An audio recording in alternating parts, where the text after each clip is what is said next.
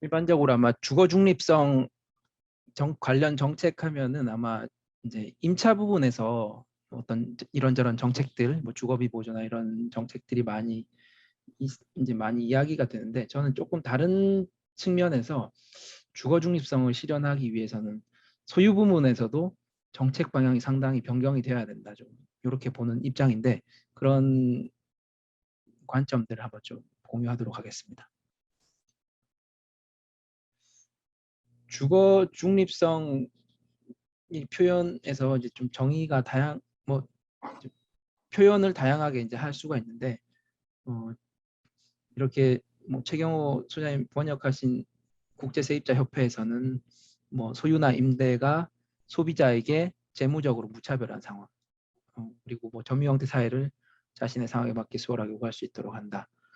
주거 중립 최경호 소장님 표현으로는 차별이나 배제 없이 현재와 미래에 자신의 주거 선호를 실현하기 위한 점유 형태를 쉽게 선택할 수 있는 상태. 근데 제일 쉽게 표현된 거는 저한테는 최은영 한국도시연구소 소장님이 제일 쉽게 표현이 된 것 같아요. 그냥 임차로 살든 자가로 살든 주거의 비용과 이익이 차이가 나지 않아야 된다. 이렇게 이분은 표현을 해주셨는데, 사실 한국은 임차로 사는 것과 자가로 사는 것의 주거 비용과 이익이 차이가 엄청 크죠. 그래서 이제 그렇다고 보는데, 제가 보기에는 대한민국 현실은 뭐 주거 사다리 이야기도 많이 하셨지만은 자가 소유를 최종 목표로 삼는 굉장한 소유 편향적 사회다. 그리고 주택 유형에 있어서도 가급적인 빌라는 탈출하고 다세대 연립주택들은 탈출하고 아파트로의 입성을 꿈꾸는 굉장히 아파트 편향적인 사회인 거고요. 그리고 뭐 무조건 아파트 소유는 아니고, 제가 보기에는 지방보다는 서울의 자가 아파트, 그리고 서울에서는 가급적이면은 강남으로 이제 가고 싶어 하는 게 굉장히 계층 어떤 사다리가 촘촘하게 이렇게 해져서 강남에 있는 아파트로 가고 싶어 하는 게 상당한 많은 사람들의 꿈이 돼 있는 이런 게 대한민국 현실인 것 같습니다. 근데 이렇게 될 수밖에 없는 이유가 있는 것 같아요. 왜 다 이렇게 집을 강남의 아파트를 사려고 할까? 사실 좀 쉽게 생각해 보면, 자동차 같은 경우는 저희가 어디 여행을 간다고 하면은 좀 짧게 빌리겠다라고 하면은 렌트를 하는 거고요. 좀 길게 타겠다고 하면은 구입을 하는 게 합리적인 선택인데, 집은 좀 다른 것 같아요. 그냥 거주 기간 불문하고 짧든 길든 가급적 매입해라, 뭐 이런 방향 이제 뭐 흐름이 많죠. 특히나 요즘 같은 때에는 더 늦기 전에 사야 된다, 뭐 이런. 뭐 왜냐, 뭐 임차에 비해서 자가 소유가, 특히 아파트 소유가 경제적 이익이 크다는 거를 대한민국 전 국민들이 뭐 주변 사람을 통해서, 뉴스를 통해서 뭐 거의 매주마다 듣고 있지 않나 싶은데, 그러다 보니까 당연히 할 수만 있으면은 임차가 아니라 이제 자가 소유로 가고 싶다, 아파트로 가고 싶다, 이렇게 되는 것 같아요.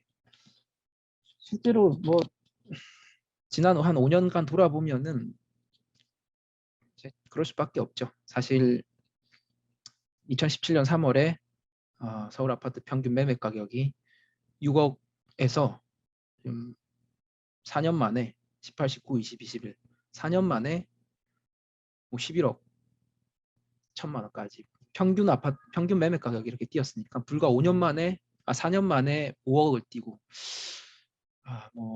이거는 뭐 저축으로는 도무지 모을 수 없는 금액인 거죠. 사실 연간 1억 2천씩 계속 아파트를 갖고 있다는 이유로만으로 그렇게 되니까, 이거는 가급적이면 서울 아파트를 사야 된다라는 생각을 안 할 수가 없죠. 그리고 뭐 수도권 아파트 역시도 2016년 10월 기준으로 4억이었던 게 21년 한 4년 반 만에 7억 가까이 올라갔으니까 3억 시세 차익이 발생한 거죠. 서울에 비하기에는 조금 약하지만 3억이라는 금액도 뭐 적지 않으니까요. 그렇다고 뭐 다 오르는 건 아니었던 것 같아요. 지금은 뭐 경남, 경북, 강원도 상당히 아마 플러스로 전환은 됐을 것 같긴 한데 이제 2020년 9월부터 한 1년 동안 또 지역 아파트 가격이 엄청 뛰었으니까. 근데 어찌됐건 수도권 중심으로 상당히 많이 뛰게 되고, 그리고 지방은 지금 잠시 조금 올라가는 국면이긴 하지만은 이제 주로 하락하는 국면들이 많이 있습니다. 강남의 아파트로 가려고 하는 이유들도 뭐 다 보면은 강남의 아파트가 가격이 어마어마하게 올라가니까. 지금은 사실 2019년 2월까지의 자료니까 한 19년 2월부터 이제 19년 20년부터는 지방의 아파트도 좀 많이 이런 뭐 구로, 이런 금천, 뭐 이런 서울의 이제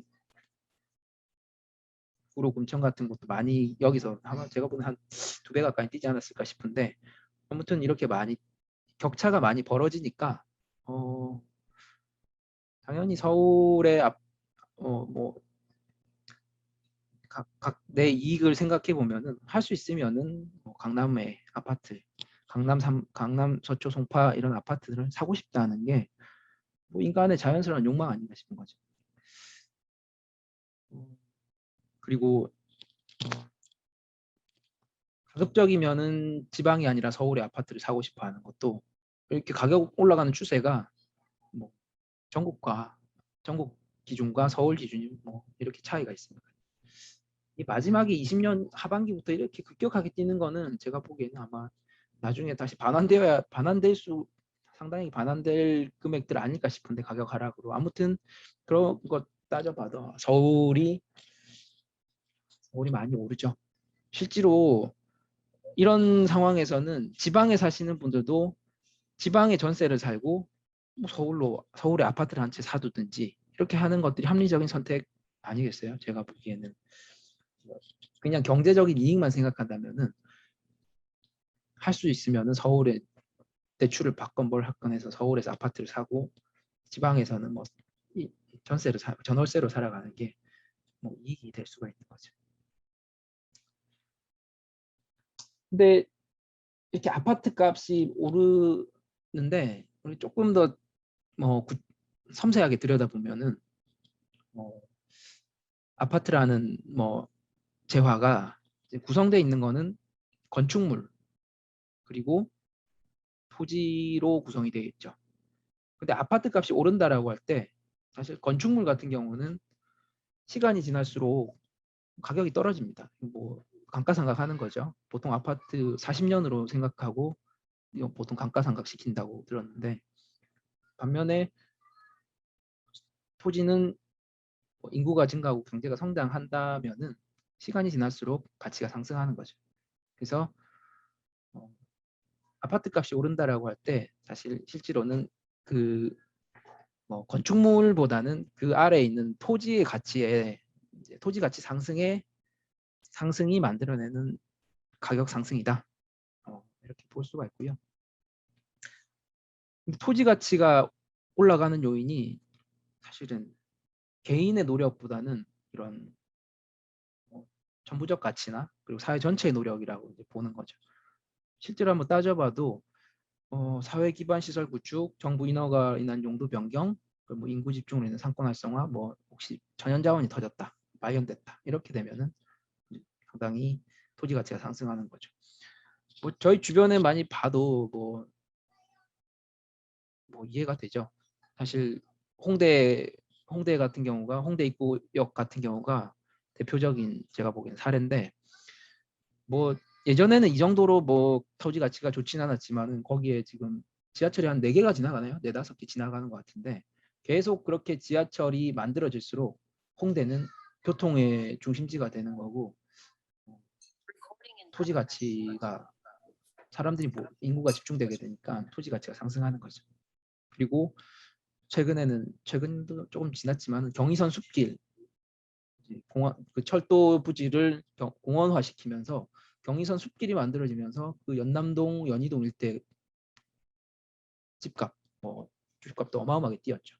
이런 거는 사실은 개인의 노력이라기보다는 정부, 사회 전체의 입장을 대변하는 어떤 정부가 국민의 세금을 들여서 이제 만드는 것들인데 거기에 대한 그런 어떤 사회 전체의 노력이 만들어내는 토지가치 상승이죠. 그리고 저희가 이번에 대장동 뭐 사례에서도 보셨지만은 이 정부의 인허가로 인한 용도 변경에서 어마어마한 개발이 발생하는 거거든요. 농지나 임야였을 때는 일반적으로 토지 가치를 그렇게 많이 평가하지 않죠. 근데 거기에다가 집을 짓게 해줄 수 있다, 택지로 변경을 해줬다라고 하면은 이거는 토지 가치가 뭐 수십 수백 배로 이제 오르는 거죠. 이번 대장동 같은 경우도 그냥 미리 원주민에게 보상을 뭐 농지 임야 가격에 좀 더 해서 이제 감정평가로 보상을 해주고 택지로 바꿨을 때 발생한 그 이익들을 뭐 성남시도 일부 환수하고 그리고 화천대유나 이런 곳들도 갖고 가게 되는 구조인 거죠. 아무튼 이런 정부의 인허가로 인해서 발생한 용도 변경으로 인해서 발생한 것도 토지가치 상승 요인이고요. 뭐 강남이나 홍대나 다 이런 인프라가 잘 구축되고 하면서 인구가 집중되고 그러면은 거기에 있는 그냥 상권은 활성화가 되다 보니 거기에 토지 가치가 올라가는 거죠. 그리고 뭐 천연 자원이 터졌다거나 이렇게 할 수 있는 거고요. 건축물이 감가하는 속도보다 앞서 이야기 말씀드렸던 뭐 이런 사례들 때문에 뭐 토지 가치가 상승하는 속도가 빠르면은 제가 보기에는 집값에 정상적인 상승분이 발생을 하는 거죠. 아무튼 토지 가치가 뭐 건축물의 가격이 뭐 건축물 가격은 5억이고 뭐 땅값이 한 뭐 5억이라고 하더라도 뭐 건축물이 뭐 해마다 5천만 원씩 떨어지는데 10년 생각하고 5천만 원씩 깎인다고 했을 때 토지 가치가 1년에 뭐 1억씩 올라간다라고 하면은 뭐 당연히 집값은 오르는 거죠.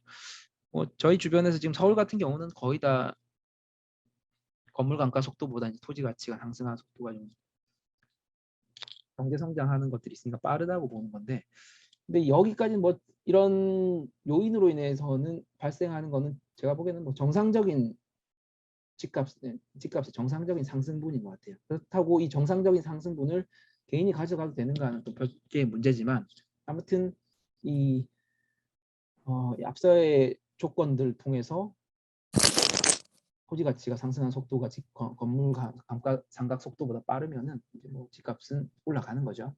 근데 거기에다가 집값이 이제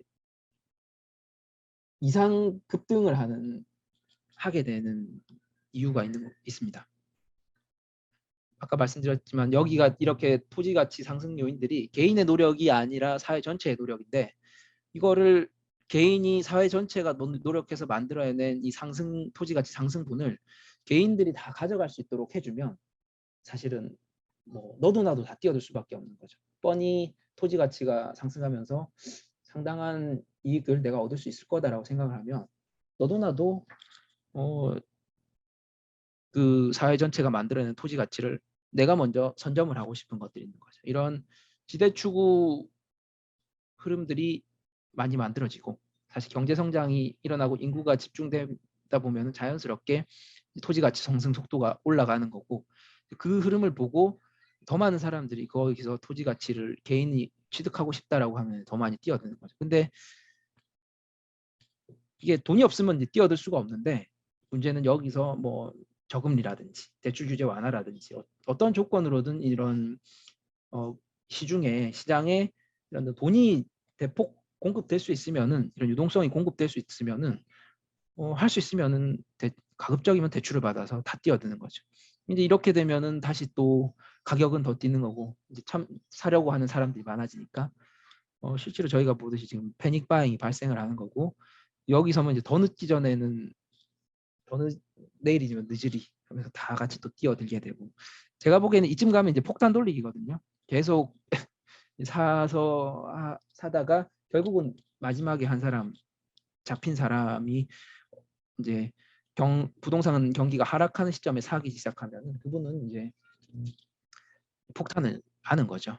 사실 2007년, 6년, 7년 고점에 집을 사신 분들, 그리고 2008년 금융위기 터지면서 이제 그분들이 이제 마지막 폭탄을 하는 거죠. 그러면서 하우스포 논의가 뭐 문제가 2012년, 13년 이제 부동산 가격 하락기에 계속 나타났던 거고요. 이렇게 집값이 상승을 합니다. 이런 상황에서는 사실 뭐 임차는 사실은 아무 의미가 없죠. 지금 빨리 가급적이면 주택을 사서 빨리 이런 시세 차익을 얻고 싶다라는 것들이, 이거는 다주택자나 1주택자나 이거는 뭐 불문하고 다 갈 수밖에 없는 흐름인 거죠.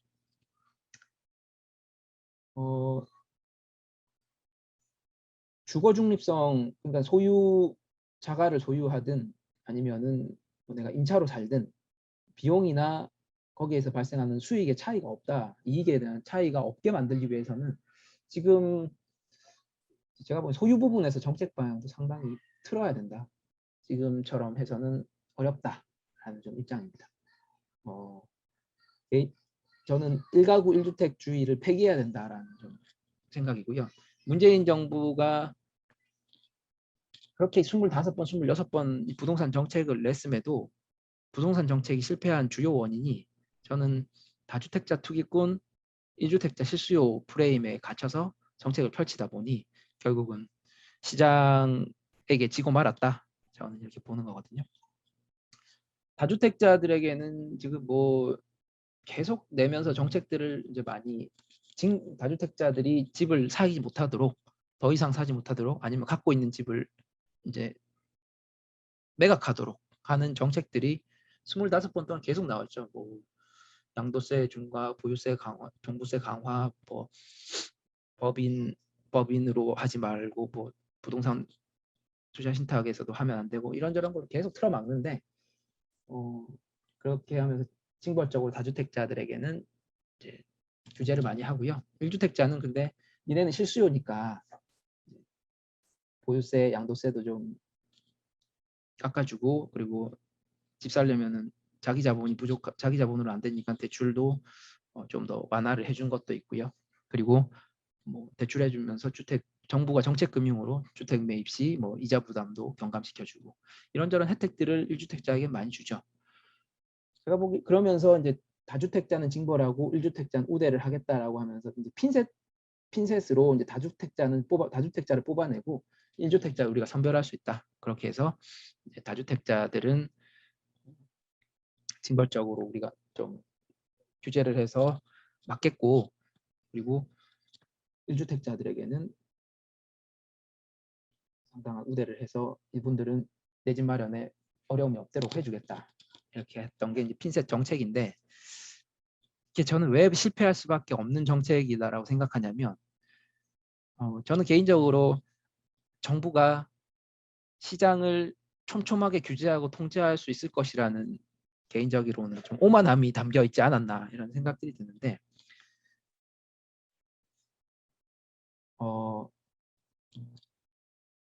이때까지 어떤 한 4, 5년 흐름을 봤을 때 이렇게 다주택자 투기꾼 1주택자 실수요 프레임으로 정책을 짜면서 징벌하고 1주택자 규제 이제 우대를 했던 방식으로 하면은 다들 다주택자들이 1주택자로 위장을 합니다. 그리고 또 이건 불법으로 할 수도 있고, 아니면 합법적으로도 계속 세대 분리를 통해서 1주택자가 되죠.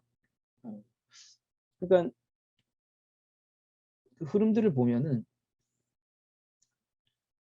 처음에 뭐 1가구 다주택자들 종부세 뭐 양도세 중과 이렇게 하면은 이제 법인을 하나 만들어서 또 하고, 법인 만들다가 이제 또 뭐 그리고 부동산 투자 신탁에다가 자산 신탁에다 그런 주택이나 이런 걸 맡기면 그거는 또 자기 이제 다주택자의 주택 보유분으로 안 돼서 그쪽으로도 피해가고, 지역 어떤 뭐 서울 지역을 묶으면 그 옆으로 가서 또 하고, 뭐 대출 규제를 강화한다라고 하면 계속 그렇게 핀셋으로 딱 구역을 정하는 순간 그 옆 구역으로 가고, 이제 1주택자로 변하는 방식들 다양하게 해놔요. 그러면서 계속 참여자들의 어떤 다주택을 다주택을 통해서 지대를 추구하려고 하는 시장 참여자들에게 계속 따라다니는 꼴이 됐거든요. 그게 24번, 5번, 6번 계속 내면서 쫓아다니는 건데 사실 아직도 안 잡히긴 해요. 지금 최근에는 이게 어떻게 저희도 좀 의아하긴 한데 지금 지방의 공시가 1억 이하 아파트들은 법인으로 해서 수백 채를 구입했다라고 하는데 이게 지금 법인 종부세가 6%인데 이 사람들이 어떻게 이걸 사고 있는 건지 도무지 이해가 안 되는데 아무튼 뭔가 틈이 있겠죠. 그 틈을 타고 계속 다주택자들은 투기를 해나갑니다. 그중에 이런 1주택자로 바꿔가는 방식도 많고 그리고 정 안 되면 합법적으로 세대 분리를 하는 거죠. 자녀들이 있으면 자녀 명의를 쓸 수도 이제 자녀들한테 명의를 빌려주기도 자녀 명의를 빌려서 하기도 하고 뭐 그것도 정 어려우면 그냥 합법적으로 세대 분리를 시켜서 뭐 증여를 하든 뭘 하든 다 하면서 가족 내 1주택자를 많이 만들어서 최대한 우리는 지대 추구를 해나간다 이렇게 할 수가 있는 거거든요. 이거는 뭐 불법도 아닌 것이고 정부가 만들어 놓은 틀 안에서 하는 거기 때문에 이거 막을 수가 없는 거죠. 지난해까지 보면은 다주택자 지난해 70대책에서 다주택자 투기 부분 거의 다 막았던 건데 뭐 웬만큼 틈을 다 막았다고 봤는데 근데 그 뒤에도 계속 이제 지대축은 일어나거든요. 그게 제가 보기에는 이런 합법적인 세대 분리 통해서 계속 1인 가구로 분할을 시키면 되죠. 자녀들을 빠르게 분할시키고 뭐 증여를 하든 자녀들이 살 수 있도록 돈을 빌려주든 뭐 이런 방식으로 그러면서 뭐 계속 공급하는 주택 이상으로 더 많은 뭐 주택들이 필요해지고 서울 같은 이런 시세 차익이 많이 날 것 같다는 주택들은 그런 그림이 됩니다. 그래서 뭐 싱가포르처럼 아예 그냥 전 국민에게 거의 뭐 한 주택씩 저렴하게 줄 수 있다 이렇게 할 수 있다면은 뭐 그것도 뭐 1가구 1주택 하자 이렇게 할 수 있겠죠. 근데 지금 한국 현실에서는 그거가 실현 불가능하거든요. 싱가포르 같은 경우가 국민의 80% 대부분의 국민들이 이제 90% 이상이 자가를 소유하고 있고 하지만 우리나라에서는 전국토의 80% 이상이 비주주인 거고요.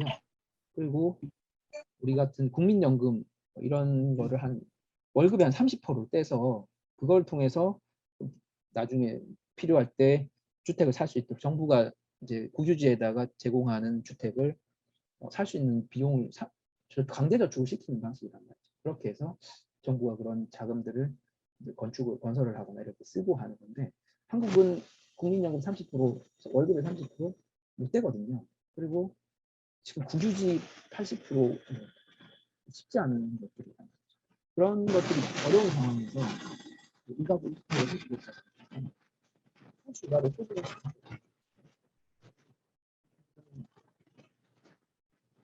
정부의 정책 방향이 전 국민의 내 집 마련이라는 정책 방향입니다.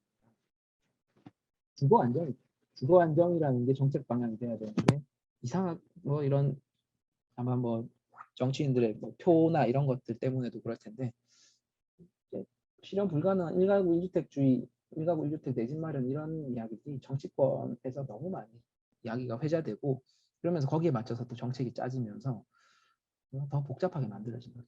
아무튼 이 지대 추구를 근절하고 뭐 소유 이런 주거 중립성 소유 부분에서 어떤 이런 주거 중립성을 실현하기 위해서는 저는 1가구 1주택주의가 좀 실현 불가능한 정책이 좀 없어져야 된다 그런 생각이고요. 어떻게 바꿔야 되냐? 저는 1가구 1주택주의를 좀 지대추구 근절이라는 프레임으로 바꿔보면 좋겠다 싶습니다. 그래서 이 지대추구를 지대라는 게 뭐 이제 사회 전체가 노력해 개인의 노력이 하나 들어가지 않는 부분 사회 전체의 부를 개인이 가급적이 많이 갖고 가려고 하는 근데 그렇게 개인이 이 지대를 많이 갖고 가려고 한다고 해서 사회 전체의 부가 늘어나지도 않는 어떤 이런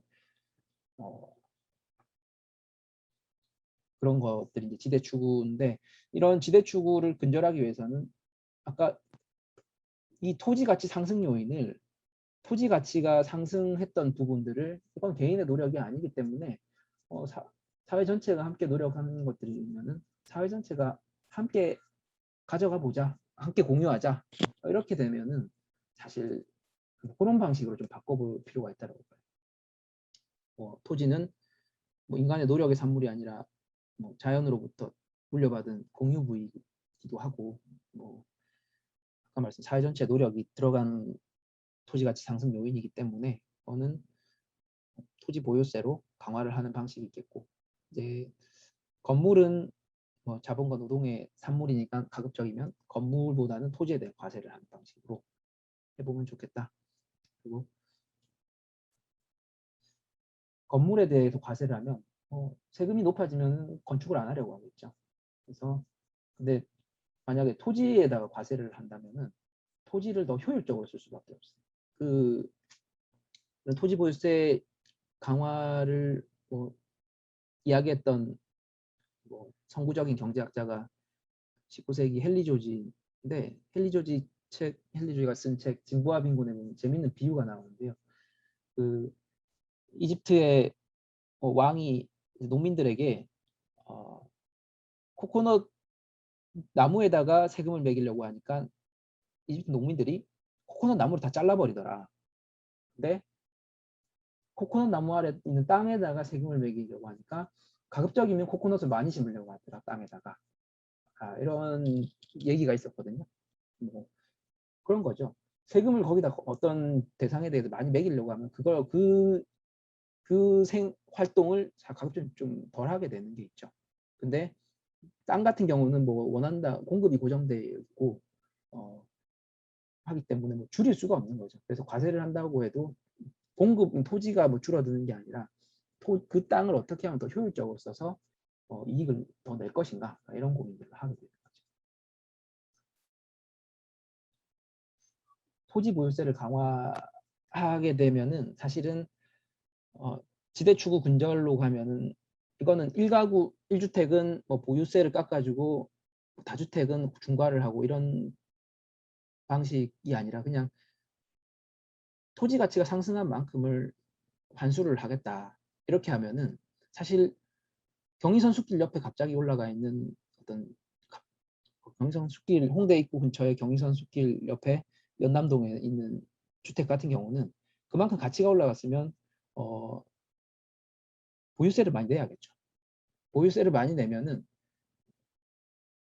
그분이 실제로 그 집을 경의선 숲길에 그 인센티브를 활용해서 뭐 카페를 하든 뭘 하든 거기서 수익을 많이 낼 게 아니면은 나중에 팔고 나가는 것들이 더 이제 나가게 되는 압박이 이제 들어가는 것들인 거죠. 정가를 하지 않겠냐, 뭐 세입자에게 정가를 하지 않겠냐, 이런 것들은 뭐 논란이 있긴 한데요. 일단은 경제학 이론에서는 정가는 안 된다.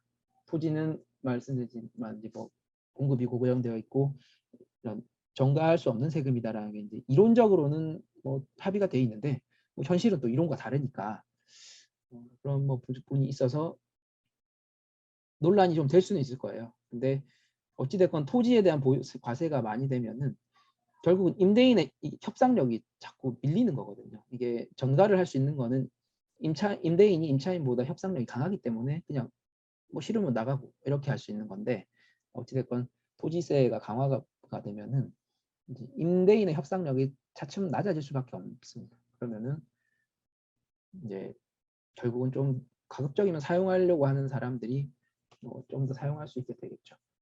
100% 그렇게 되긴 쉽진 않겠지만. 그리고 뭐 토지 비축을 통한 공공토지 임대제 방식도 검토를 좀 해볼 만하다. 그러니까 뭐 사례로 이제 뉴욕 배터리파크 시티나 맨하탄에 있는 뭐 배터리파크 시티도 정부가 땅을 소유하고 임대를 해주는 방식인데, 암스테르담 동안구 지역도 뭐 그렇다고 하고요. 그래서 뭐 이런 방식들에서도 여기서는 토지 임대제 방식에서는 뭐 시세 차익이 개인이 발생하기 어려우니까 지대추구가 이제 시당초 근절이 되는 거죠. 그래서 지금 만약 1가구 1주택주의로 간다면은 결국은 다 똘똘한 한 채로 다 흘러갈 거예요. 뭐 어디가 개발이 되겠더라. 그러면 거기로 그냥 다 내가 갖고 있던 집들을 다주택을 다 팔고 거기로 몰아서 집을 사자 이렇게 갈 수밖에 없는 거거든요. 그러면 더 아마 위치가 좋은 지역, 개발 호재가 있는 지역들은 더 많이 가격이 뛸 수밖에 없죠. 근데 이제 이런 지대추구 근절로 간다면은 그런 똘똘한 한 채든 뭐든 소용이 없는 거죠. 똘똘한 한 채 1주택이라고 뭐 특별한 혜택을 주는 게 아니기 때문에 자기가 거기가 필요하고 충분한 대가를 내겠다라고 하는 사람한테 갈 수밖에 없기 때문에 그런 개발 호재가 있는 지역 똘똘한 한 채로 더 몰리는 이런 흐름은 안 생길 거라고 봅니다. 그리고 토지 임대부, 판매 조건부, 뭐 이익 공유형 주택 같은 이런 이런 어떤 지대 추구가 덜 발생하는 뭐 100% 지대를 환수하기는 뭐 쉽지는 않을 테니까 어찌됐건 이런 방식들로 공급을 한다면은 지금 같은 경우는 어찌됐건 시세 차익, 지대 추구로 인해서 많이 집을 살려고 하는데 정말 내가 필요한 집인가 뭐 이런 것들 따져보면서 이제 소유를 하려고 하겠죠. 그리고 또 하나는 저는 개인적으로 이런 지금 공공임대주택에 대한 어떤 낙인 효과 이런 것들이 엄청나게 한국은 강한데 이런 토지임대부 판매조건부 이익공유형 이런 주택들이 많이 공급되면은 공공임대주택이나 임대주택에 대한 좀 뭐 낙인 효과가 좀 감소하지 않을까 싶은 생각도 있습니다. 왜냐면은 이거는 소유인가 소유인가 임대인가 애매하거든요. 토지 임대고 이거는 소유인가 임대인가 이런 이익 공유형도 내가 소유한 것 같은데 나중에 정부가 지분을 넣은 만큼 또 일부 갖고 가게 되고 하니까 이렇게 되면은 자가를 소유한 사람들이 보통은 임대주택을 사는 분들에 대해서 이제 좀뭐 혐오를 한다거나 낙인을 찍거나 이렇게 하는데 여기에 사시는 분들은 그렇게 하기가 애매하거든요. 본인도 지금 무슨 조건인지 애매한 상황이라서 좀 이런 경계를 흐릿하게 만드는 차원에서도 의미가 있겠다 좀 싶습니다. 보유세를 강화를 해서 이제 토지 배당 이건 아까 토지 가치 상승은 사회 전체의 노력이고 천부적 가치로 인해서 발생한 거기 때문에 이거를 그러면은 이제 사용하는 방식은 다양할 수 있을 것 같아요. 뭐 토지 보유세를 걷어서 뭐 다른 조세를 감면하거나 보유세를 높이고 거래세를 낮출 수도 있고 아니면은 그냥 보유세를 환수한 걸로 공공임대주택에 공공임대주택 건설 지원을 파격적으로 하든지 뭐 이런 방식도 있을 수 있는데 이제 또 하나 방식이 이제 토지 보유세, 토지 배당. 지금 기본소득이라고 많이 하죠. 근데 저는 좀 워낙 기본소득이라고 표현하면은 또 정치적인 이슈가 되다 보니까 그냥 좀 토지 보유세, 토지 배당이라고 한번 표현해봤는데 이렇게 전 국민에게 이제 n분의 1로 나눠주는 거죠. 이렇게 하면은 저는 이제 좋은 점 중에 몇 가지가 있는데 지금 같은 경우는 사실 지방에 계신 분들은 서울의 이 지금 부동산 불로소득 잔치를 그냥 박탈감을 느끼면서 그냥 쳐다보고 있는 거거든요. 그곳에 우리 동네도 올랐으면 좋겠다 뭐 이런 기대를 하면서 쳐다보고 있는 거고 그런데 만약 이렇게 전체적으로 보유세 강화와 이제 거기에서 발생한 이익을 모두에게 나누면은 사실은 지방에 계신 분들이나 집이 없는 분들도 사회 전체가 만들어낸 이 가치를 나도 함께 누린다라는 그러면 꼭 뒤에 가서 더 말씀드리겠지만 주거 소유를 해야 되느냐 이런 생각들이 들 수가 있죠. 아무튼 이제 토지 플러스 자유연구소에서 연구한 내용인데요. 이제 국토보유세, 기본소득형 국토보유세의 효과들을 한번 따져봤는데 이제 비례세가 아니라 누진세 방식으로 이렇게 한 3개의 시나리오를 만들어서 고가 주택을 갖고 있거나 그렇게 되면 이제 세율이 좀 더 1.5% 올라가고 이런 구조로 이렇게 해서 라는 누진 1, 2, 3 시나리오를 만들었습니다. 그리고 이런 누진세 1로 하면 토지 보유세 거두는 효과가 이렇게 하면은 뭐 48조 3,200억, 뭐 57조, 뭐 50조 뭐 이런 식으로 되는 거죠. 그리고 이제 보유세 실효세율이라 이제 보유세 실효세율이 그럼 얼마냐? 대한민국 시가총액 지가총액이 한 지금 한 9천억 정도, 8천억 9천억 정도 된다고 이렇게 하거든요. 그러면은 그 전체 토지 지가총액에 대해 지가총액 대비 이 48조 50조 뭐 이런 것들이 이제 얼마나 보유세율이 얼마나 되냐 했을 때 뭐 한 0.64%, 0.66%, 0.76% 이렇게 되는 거죠. 참고로 미국은 뭐 실효세율이 1%라고 하더라고요. 이렇게 우리는 과감하기는 하는 것 같은데 이렇게 해도 미국만큼은 안 되는 부분도 있고요. 근데 이렇게 하면은 1인당 그러면 n분의 1로 나눠주는 금액이 유진 1에서는 80만 원, 뭐 2에서는 102만 원, 84만 원 이런 식으로 되겠죠. 이렇게 보면은 뭐 대한민국 이제 전체 가구에서 내는 보유세보다 받는 토지 배당이 더 큰 사람들이 누진 1에서는 92%, 93% 정도, 누진 2에서는 94% 정도, 91% 정도. 이만큼 한 어찌됐건 하위 90%는 전체 가구의 하위 90%는 다 내는 보유세보다 받는 토지 배당이 더 크다. 그래서 이런 좀 조세 저항을 좀 막을 수 있지 않을까 이런 것들 기대를 하면서 이런 것들을 짰습니다. 이렇게 토지 보유세, 토지 배당을 만약에 하게 된다라고 하면은 두 가지 효과가 있을 것 같아요. 집값이 하향 안정화 되겠죠. 지금 뭐 보유세 자본화 효과로 주택 가격이 하락할 겁니다. 이제 뭐 자본화 효과라는 게 보유세를 내는 만큼 우리가 뭐 예를 들어 한 30만 원짜리 매년 30만 원에 나한테 배당이 들어온 어떤 뭐 금융 상품이 있다. 그럼 이걸 그러면 현재화 시키는, 이걸 일시로 팔 수 있는 가격을 계산을 할 때 이거 뭐 지금 만약에 금리가 뭐 5%다라고 하면은 30만 원 나누기 0.05를 하면은 이제 현재 가치가 이제 가격이 나오는 거거든요. 그러면 뭐 2억에 5%, 2억에 5%면 2억 2천억, 2억에 5%면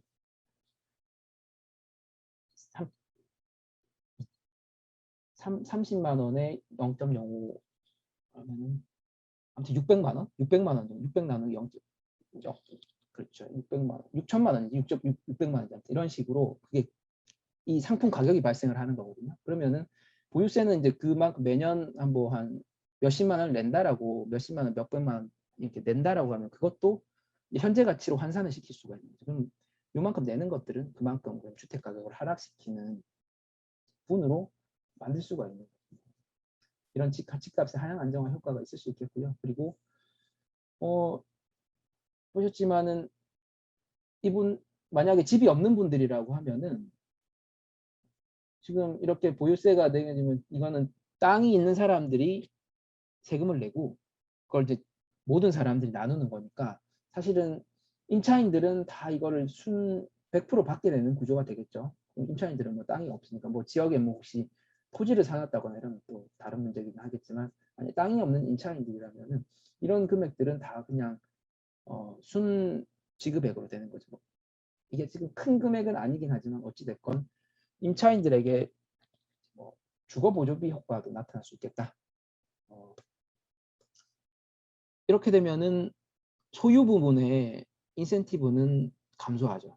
집값이 어찌됐건 하향 안정화가 좀 되겠다 싶으면 굳이 내가 당장 집을 막 더 늦기 전에 집을 사야겠다 이런 생각이 안 들겠죠. 그리고 임차인 주거보조비 효과도 있으니까 임차 부분에서 내가 꼭 지금 집을 안 사야 되고 그리고 뭐 또 내가 단기로 지금 여기 이 지역에서 있을 건데 굳이 뭐 집을 살까? 이러면은 만약에 굳이 지금은 계속 가격이 뛴다 싶은 상황에서는 무조건 사고 나중에 팔자 이렇게 할 수 있지만 2년만 실거주하고 양도세 덜 내고 팔자 뭐 이럴 수 있는데 이제 만약 이렇게 가면은 임차 부문의 인센티브가 좀 더 증가를 할 수 있을 것 같습니다.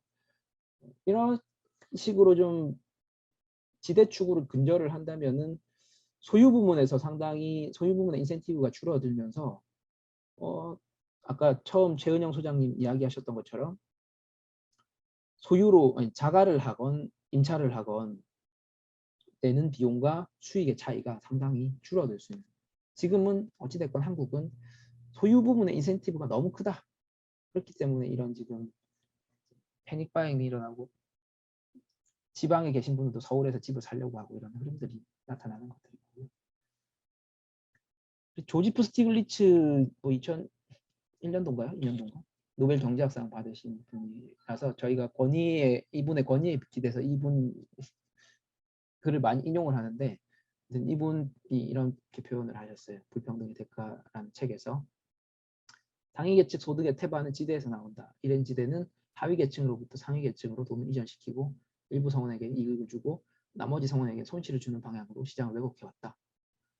제가 보기에는 이런 이 지대가 뭐 스티글리츠가 이야기했던 것처럼 이제 상위계층 소득의 상당 태반이 지대에서 나오고 이 지대는 원래 모두가 함께 누려야 될 부분을 상위계층이 다 독식을 하는 거기 때문에 이건 하위계층으로부터 상위계층으로 돈을 이전시키는 거죠. 근데 이런 효과를 근절을 하지 않으면은 여전히 앞으로도 계속 소유를 가급적이면 해야 되겠다. 부동산 불패 신화가 계속 만연할 것 같다라는 게 만연할 것 같다라고 봅니다. 그래서 이게 주거 중립성을 실현, 소유 부분의 어떤 소유와 임차의 차이를 줄이기 위해서는 어떤 임차 부분에서 지원이 많이 있어야 되고 뭐 주거비 보조, 뭐 임대주택 공급, 뭐 임대료 규제 이런저런 많이 이런 것도 필요하고 제가 보기엔 소유 부분에서도 이런 좀 소유 부분의 인센티브를 상당히 지대추후 근절을 통해서 좀 줄여야 된다. 이렇게 좀 생각을 합니다. 네, 여기까지 하고요.